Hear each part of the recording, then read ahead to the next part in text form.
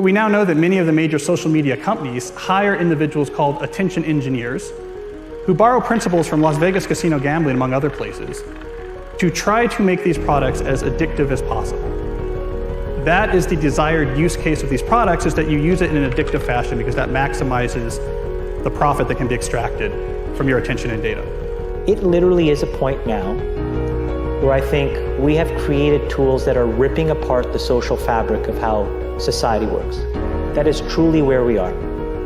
The way the technologist Jaron Lanier puts it is that these companies offer you shiny treats in exchange for minutes of your attention and bytes of your personal data, which can then be packaged up and sold.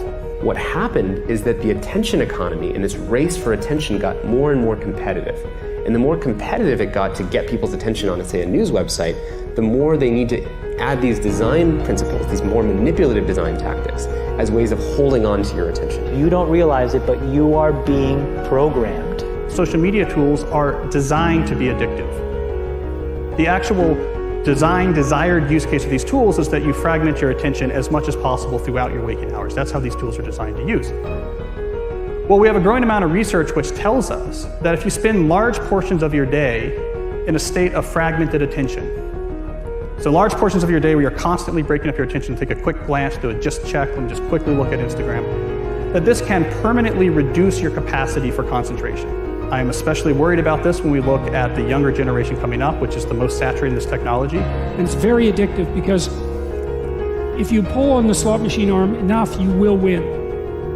And you never know which pull will reward you.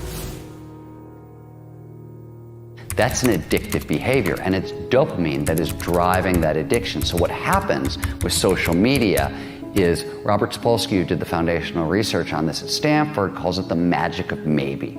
When you look at your phone and maybe there's a text there and maybe there's not, and you don't know, when it shows up, that high you get, that's dopamine. It's the magic of maybe. Maybe it'll be there, maybe it won't. When it shows up, you get a 400% spike in dopamine. That is roughly the same amount of dopamine as you're getting from cocaine. It's slightly less than an extremely addictive drug like cocaine. And that's what's happening. We really care what other people think of us. So for example, when you upload a new photo, a new profile photo of yourself on Facebook, that's a moment where our mind is very vulnerable to knowing what other people think of my new profile photo. And so when we get new likes on our profile photo, Facebook, knowing this, could actually message me and say, oh, you have new likes on your profile photo. And it knows that we'll be vulnerable to that moment because we all really care about when we're tagged in a photo or when we have a new profile photo. And the thing is that they control the dial, the technology companies control the dial for when and how long your profile photo shows up on other people's news feeds. So they can orchestrate it so that other people more often end up liking your profile photo over a delayed period of time, for example, so that you end up having to more frequently come back and see what the new likes are. And it's literally rewiring our brain. Even social media, the challenge is, with these terms like Facebook depression and everything. What's that? This is social media depression because whereas everyone's looking at their feed and they're comparing their lives to other people, their highlights of other people's lives. Wow. And there's actually less life satisfaction, more sadness, depression, and stuff like that. And it's interesting because if you think about things that routinely produce a lot of dopamine, alcohol, for example, there's a drinking age, right? We have a drinking age. The alcohol releases a whole lot of dopamine. It makes you feel really, really good. We say, okay, you can have that, but you gotta wait. You gotta be 21 years old. We don't do that with social media. We're, essentially putting highly addictive drugs into the hands of kids before they have any natural defenses against them. And what you're seeing with internet addiction, with social media addiction, it's the same thing over and over. It's people trying to change their state of consciousness with a device trying to get at the underlying neurochemical chemistry, and it's very, very addictive. And so I would say the problem with the gadgets, and they're amazing things, is that they proximately interfere with medium to long-term goals, I would say. And so I think the first thing you have to do to bring them under control is figure out what it is that their use is interfering with. It has to be something important. So you think, well, I want to do something important. What is that? Oh, it could be personal. Maybe you want to have a relationship, you want to get married, you want to have kids, you want to have a career that's meaningful, you want to have a life, you want to have an Abrahamic adventure and be the father of nations, let's say. Well, you can't be ratting away on your cell phone and doing that.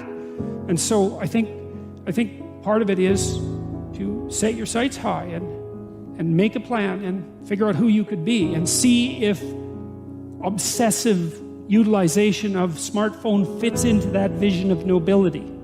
And it will partly, because they're unbelievably powerful communication devices, but so often it's for lack of something better to do, and it also interferes. Imagine like when you take that to the extreme, where bad actors can now manipulate large swaths of people to do anything you want. It's a really, really bad state of affairs. And we compound the problem, right? We curate our lives around this perceived sense of perfection because we get rewarded in these short-term signals, hearts, likes, thumbs up, and we conflate that with value and we conflate it with truth. And instead what it really is fake, brittle popularity that's short-term and that leaves you even more, and admit it, vacant and empty before you did it. Because then it forces you into this vicious cycle where you're like, what's the next thing I need to do now? Because I need it back. Think about that compounded by 2 billion people. And then think about how people react then to the perceptions of others. It's really bad. So we know from the research literature that the more you use social media, the more likely you are to feel lonely or isolated. We know that the constant exposure to your friends' carefully curated positive portrayals of their life can leave you to feel inadequate and can increase rates of depression.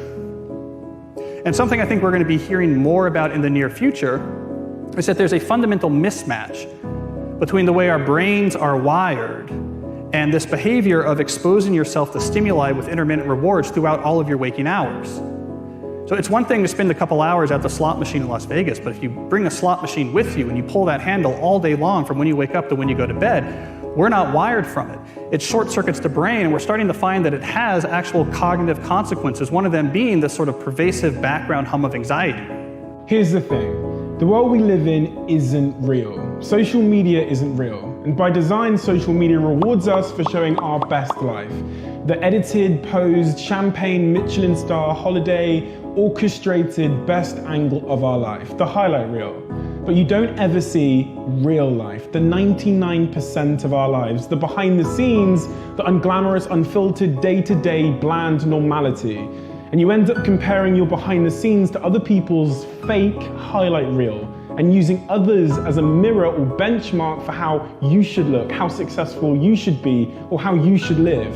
These fake comparisons will only serve to make you feel inadequate and inferior to something that isn't even real. Research continually shows that comparing your life to someone else's creates envy, low self-confidence, low self-esteem, and depression. You compare yourself to other people every single day, consciously or subconsciously, and no matter what I say, you're not going to stop because comparing one thing to another is a natural human thing to do. We're in a really bad state of affairs right now, in my opinion. It is eroding the core foundations of how people behave by and between each other. And I don't have a good solution. My solution is I just don't use these tools anymore. I haven't for years. It's created huge tension with my friends, huge tensions in my social circles. If you look at my Facebook feed, I've posted maybe 2 times in 7 years. 3 times, 5 times. It's less than 10.